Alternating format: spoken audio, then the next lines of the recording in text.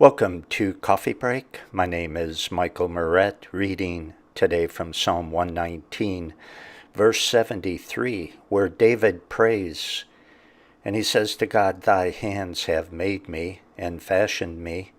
Give me understanding that I may learn thy commandments." I remember when I was 16 years old, I got a job bussing tables and washing dishes at a Chinese restaurant. I made $1.20 an hour. $1.20 an hour, no tips.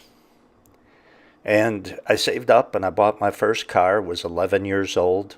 It was a 1960 Ford Falcon. Now this was in 1973, so I guess it was 1971. So it was 11 years old. I paid $90 for a 1960 Ford Falcon. And it was what you would expect, nothing but trouble.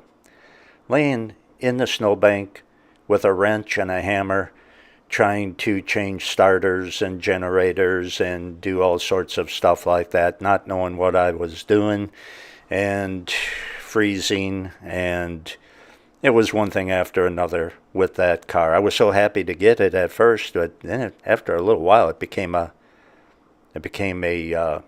pain in the neck to me.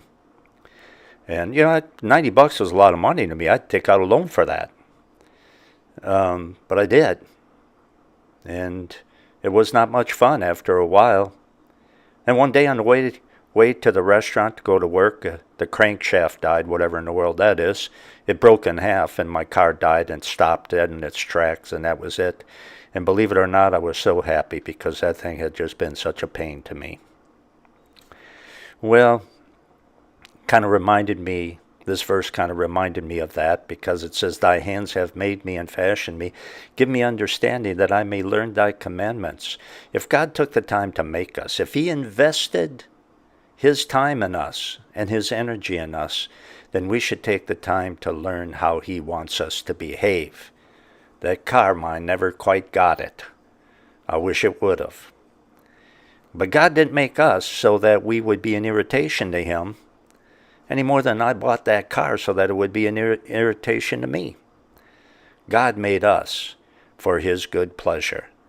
And if you've ever bought something, paid money for, or invested time and money in something or someone that was nothing but an irritation to you, then you got an idea maybe of how God feels when we sin against him.